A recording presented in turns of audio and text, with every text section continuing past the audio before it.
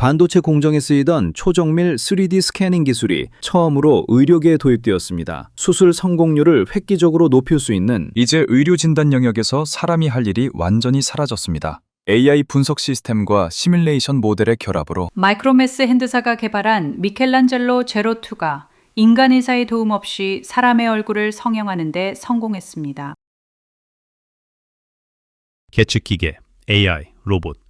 혁신은 성형수술에서 혁명을 일으켰습니다. 우리는 이 태풍 속으로 들어갑니다. 알고 싶지 않아 시작합니다. 저는 금군입니다. 마이크로메스 핸드사가 선정한 국내 1호 환자 오인혜 씨. 피디님, 저 진짜 설레요. 이제 갖고 싶던 얼굴로 살 수 있어요. 그녀가 가는 곳은 서울 소재의 한 성형외과. 국내 처음으로 미켈란젤로 제로2를 도입했죠. 선생님, 저 진짜 장희령처럼 될 수 있을까요? 네, 저만 믿으세요. 의심 많은 저와 제작진들은 마이크로메스 핸드사를 찾아가 직접 인터뷰를 시도했습니다. 정말 연예인 얼굴이랑 똑같이 만들어주나요? 제공해드린 자료에도 나와 있는데요. 기계가 분석한 일치율이 99.8%예요. AI가 아니면 구분 못해요. 사람들이 봤을 땐 그냥 똑같아요.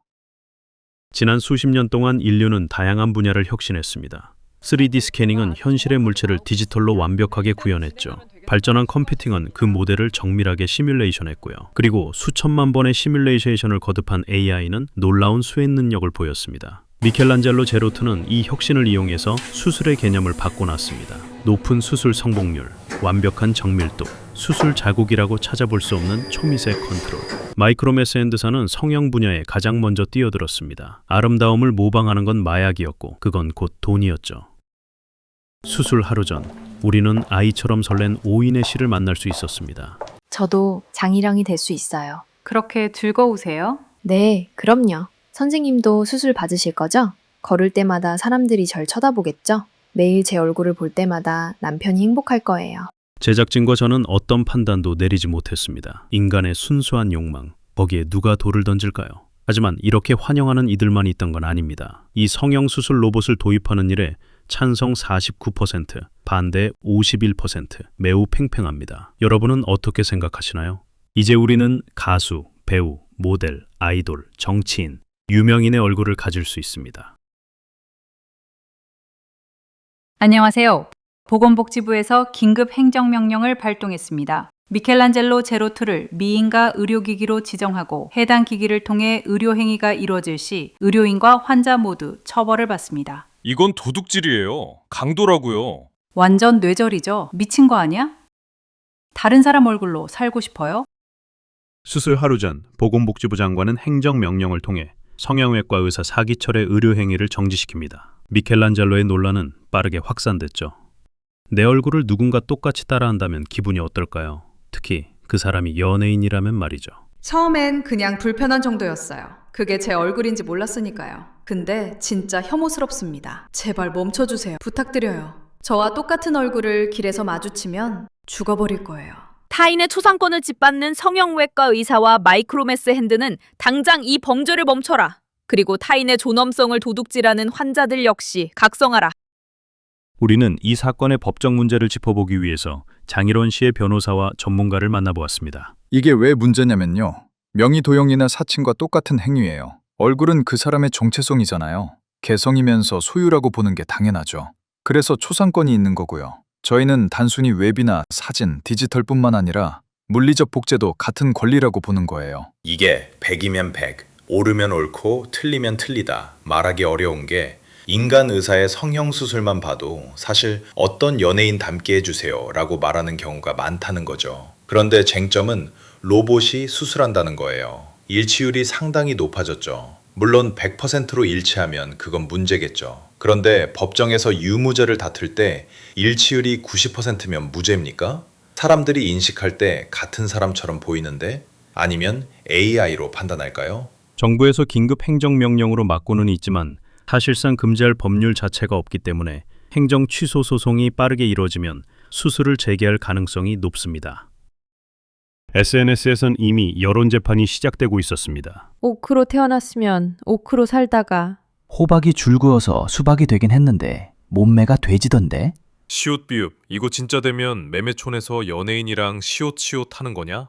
집도의인 사기철 씨는 어떤 입장일까요? 아직까진 뭘 어떻게 해야겠다 나온 건 없어요. 솔직히 그냥 환자가 원하는 걸 하는 사람이잖아요. 오이네 씨 마음이 중요하죠. 이네 씨가 가장 힘들 거예요. 환자를 생각하는 그의 마음을 우리는 진심이라고 믿고 싶습니다. 하지만 이런 논란 속에서 수술을 포기하겠다고 말하지 않는 이유는 뭘까요? 솔직히 돈이죠. 사기철 씨는 개업 의사 중에 매출 탑이에요. 이런 이슈를 놓치고 싶진 않겠죠. 까놓고 말해서 다른 사람 얼굴을 갈아 끼우는 건데 논란이 안 생길 거라 생각했을까요? 아마 속으로 즐기고 있을걸요? 이건 초상권을 넘어서는 문제예요. 인격 도둑질이라고요. 우리는 자신을 향한 시민단체들의 비난을 어떻게 생각하는지 사기철 씨에게 연락을 취했지만 답이 없었습니다. 그리고 며칠 뒤 국회에서 이 문제가 공론화되었습니다. 당장 법을 만들지 않으면 사회 혼란이 커집니다. 발빠르게 대응하기 위해서 일주일 내로 법제사법위원회에 관련 법안을 통과시킬 예정입니다. 이례적인 속도로 법 제정을 밀어붙이는 이유가 뭘까? 연예인, 재벌, 정치인 등의 비판과 코어 팬층이 조성한 여론을 무시할 수 없었을 겁니다. 하지만 미켈란젤로의 성형 기술은 시스템 자체를 망가뜨린다는 평가를 받고 있었죠. 사기, 안면인식 기술은 물론이고 타인과 자신의 경계가 모호해지면서 혼란이 찾아올 테니까요. 다수당 대표의 기자회견이 나간 직후 뜻밖에도 사기철 씨로부터 연락이 왔습니다. 그냥 하려고요. 이건 억압입니다. 한국은 자유주의 국가잖아요. 갖고 싶은 얼굴도 못 갖습니까? 이게 죄예요? 이건 자유와 평등의 문제라고요. 그가 진심을 가지고 이런 말을 하는지 우리는 의심스러웠습니다. 하지만 중요한 건 따로 있었습니다. 당사자인 오이네 씨의 입장 말입니다. 하지만 논란이 커지는 와중에도 우리는 그녀의 소식을 전혀 듣지 못했습니다. 그리고 영원히 듣지 못할 거라곤 생각도 하지 못했습니다. 여보세요?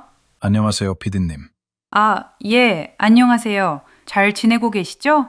다른 게 아니라 아내가 죽어서요. 네? 제작진이 비극을 전해받은 건 본회의 표결 이틀 전. 국회 앞에서 시위 중이던 오이네 씨는 얼굴에 휘발유를 들이붓고 분신을 시도합니다. 빠르게 응급실로 이송됐지만 이미 숨진 뒤였죠. 무엇이 그녀를 죽음에 이르게 했을까? 아내의 죽음 이후 우리는 남편인 이시몬 씨를 만났습니다. 사실 저도 몰랐어요. 아내가 그렇게 콤플렉스를 가진지. 제 눈에 아내는 무척 예뻤거든요. 그런데 유품을 정리하다가 스마트폰을 봤어요. 어떤 커뮤니티에 메일 접속한 기록을 발견했죠. 피디님, 그 새끼들은요, 악마예요. 오이네 씨는 인스타그램에 일상 사진을 올리고 있었습니다. 공개 계정이었죠. 어느 날 친구가 전해준 소식은 충격적이었습니다. 그녀의 얼굴 사진과 바닷가에서 찍은 사진들이 인터넷 커뮤니티에 떠돌고 있다는 겁니다. 저희 제작진도 어렵지 않게 그 사진들을 찾을 수 있었습니다. 그리고 남편이 경악했던 댓글도 확인했죠. 몸매는 좋은데 얼굴이 아쉽네. 아니 몸매랑 잘 어울리는데 얼굴이 같잖아. 맨날 섹스할 때마다 남편은 눈 감고 하겠다. 대개 외모 비하의 피해자들은 가해자를 비난하기보다 스스로를 의심합니다. 오이네 씨도 그랬죠. 거울을 보며 댓글 속 말들이 사실처럼 느껴졌고 자신이 예쁘지 않다고 생각했죠. 그러다 남편까지 의심하게 됩니다. 우리가 만나본 이시몬 씨는 따뜻하고 자상한 남편이었습니다. 그럼에도 아내의 머릿속엔 얼굴을 고쳐서 남편을 만족시키고 싶다는 생각뿐이었죠. 심리 전문가들은 오이네 씨의 행동에서 한 가지 이상한 점을 발견합니다. 마지막에 가선 피해자들도 진실에 다가갑니다. 가해자들이 잘못했단 걸 깨닫죠. 하지만 오이네 씨는 누군가의 얼굴을 갖는 것에 집착합니다. 그 이유가 뭘까? 우리는 여기서 공유전주의라는 매우 독특한 사상을 만나게 됩니다. 미켈란젤로 제로투가 세상에 나오기 몇 달 전 아내가 어떤 정치 집단에 심취해 있었다고 말하는 이 씨. 추적 끝에 제작진은 그 단체가 유전세 징수 연대란 걸 찾아냈습니다. 그리고 국내 최초로 단체장을 인터뷰합니다. 오이네 씨는 피해자예요. 커뮤니티. 물론 그놈들도 나쁘죠. 그런데 얼굴값 하는 사람들도 죄예요. 우연히 좋은 유전자를 물려받은 건데 그게 자기들 것인 마냥 행세하잖아요. 이거 진짜 불공평해요. 유전자잖아요. 아무도 선택 못해요. 미켈란젤로 제로투가 선택할 기회를 처음으로 준 거예요. 그걸 막아버렸으니 오이네 씨가 얼마나 슬펐겠어요.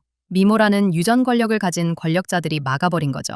이건 압제이고 탄압이에요. 폭력이라고요. 우리는 이 급진적인 주장을 도무지 이해하기 어려웠습니다. 말 하나하나를 따라가기엔 너무 공상과학 같았죠. 그래서 전문가에게 조언을 구했습니다.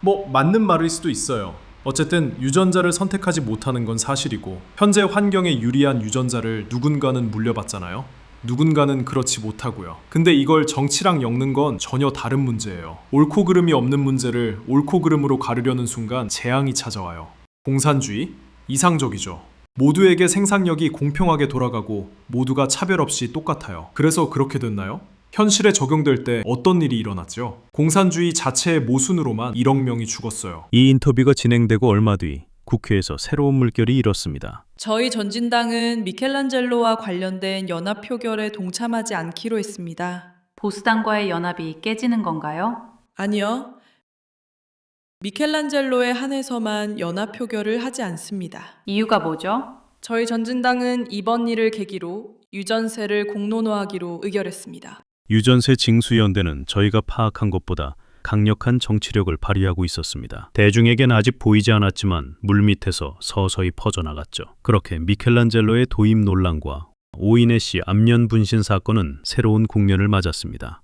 바로 공유전주의와 유전세였죠. 당신들은 우연히 그 얼굴을 가졌잖아. 왜 나는 안 돼? 나는 운이 없어서 이 얼굴이야?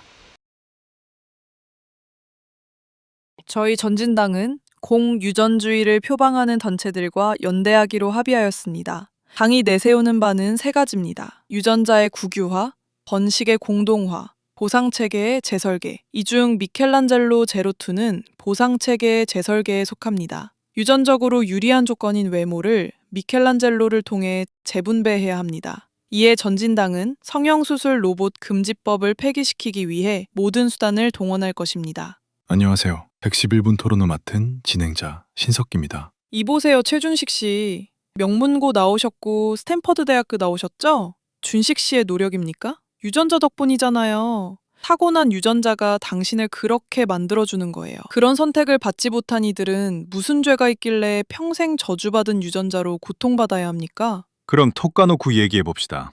열려다윈 의원님 말이 맞다고 쳐요. 공유전주의를 받아들인 체제를 구축했다고 칩시다. 그게 좋은 세상입니까? 독재 국가도 그런 짓은 안 해요. 번식의 공동화라고 하셨죠? 미인 한 명을 나라가 소유해서 여러 남자들이랑 성관계 맺고 평생 애 낳게 해서 유전자를 공평하게 퍼뜨린단 말이에요? 시발 그게 말이 된다고 생각하세요? 이제 진짜 모두 다 이상한 것 같아요. 유전과 유전자는 근본적으로 불공평해요. 그렇다고 유전자 자체를 공동으로 소유하는 건 미친 짓이에요. 또 한쪽은 유전의 불평등 자체를 인정하지 않아요. 그걸 인정하고 평화적이고 합리적인 방법으로 풀어가야 하는데 지금 보이고 있는 정치적 논쟁과 다툼에 상당히 우려스럽습니다. 파시즘으로 가고 있던 상당한 의심이 듭니다. 공산주의와 같은 맥락에서 너무 급진적입니다. 하지만 공유전주의가 주는 경각심 또한 받아들여야 합니다. 좋은 점을 흡수할 수 있게 속도를 좀 늦추면. 알고 싶지 않아 제작진은 미켈란젤로 제로2가 촉발한 성형 논란을 모두 담을 수는 없었습니다. 우리는 이 영상의 마지막에 관심과 초점을 누구에게 맞춰야 하는지 혼란스러웠습니다. 제작진과 저는 오랜 협의 끝에 카메라의 렌즈를 두 사람에게 돌리기로 결정했습니다. 2주가 지난 시점에서 우리는 사기철 씨에게 연락을 받았습니다. 우리 앞에 나타났을 때 그는 자신의 병원을 폐업한 뒤였죠. 오이네 씨가 죽었다는 뉴스를 봤을 때 뭔가 잘못됐다고 느꼈어요. 아주 잘못 돌아가고 있는 거예요. 모든 게 다. 그냥 돈을 벌고 싶었어요. 매출 1등이고 자시고 미켈란젤로를 처음 도입하면 대형 병원 못지않게 실적을 쌓았을 거예요. 네, 맞아요. 거기에 집착했어요. 그동안 환자가 죽어가고 있는 것도 모르고. 후회하시나요?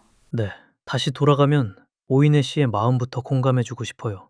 그리고 이네 씨가 받는 고통부터 같이 해결하고 싶어요. 왜 마음을 바꾸신 거예요? 장례식장에 차마 갈 수 없었어요. 남편분이 두려웠거든요. 모든 일의 책임을 저한테 돌릴까 봐요. 문자가 한 통 왔어요. 그냥 편해지세요. 아내는 이미 간 사람이고 원망 안 할 거예요. 선생님은 아내의 마지막 편이었으니까요. 그때 무너졌어요. 무슨 짓을 저지른 걸까요? 어떻게 그런 문자를 보내신 거예요? 화나지 않으셨어요? 화요? 아니요, 전혀. 오히려 고마웠어요. 아내가 커뮤니티 때문에 고통받고 있을 때 사기철 선생님은 내내 아내의 편이었잖아요. 아내가 하려는 일이 도둑질이니 초상권 침해니 인권 모독이니 저는 그런 거 몰라요. 아내를 격려해준 사람이 죽기 전에 있었던 사실이 감사할 뿐이에요. 그리고 모두 편해졌으면 좋겠어요. 원래 죽은 사람이 가장 편하잖아요. 남은 사람들에겐 이제 지옥뿐이겠죠. 몇 주 후 안타깝게도 이시몬 씨 역시 아내의 뒤를 따라갔습니다. 삼가 고인의 명복을 빕니다. 이 일련의 사건들은 어디서 시작했을까? 미켈란젤로 제로트는 단지 결과일 뿐입니다. 본래 기술이란 인간이 가진 가장 근원적인 문제로부터 튀어나오는 법이죠. 아름다움에 대한 욕망, 오이네 씨의 외모를 비하했던 커뮤니티들, 유전자가 가지고 있던 태생적 불평등, 욕망과 열등감으로 돈을 벌려는 자들, 이 모든 것에 분노하고 비난할 수 있습니다. 하지만 그건 그저 감정을 해소하기 위한 가장 간단한 방법이죠. 우리가 해야 하는 건 그래서 어떻게 하느냐입니다. 공유전주의가 급진적이고 위험하다고 저와 제작진 모두 동의했습니다. 하지만 그 사상의 시작점과 철학만큼은 인류의 경종을 울립니다. 인류는 근본적으로 불평등하고 불공평하다. 여기는 알고 싶지 않합니다. 진행자 금군이었습니다. 감사합니다.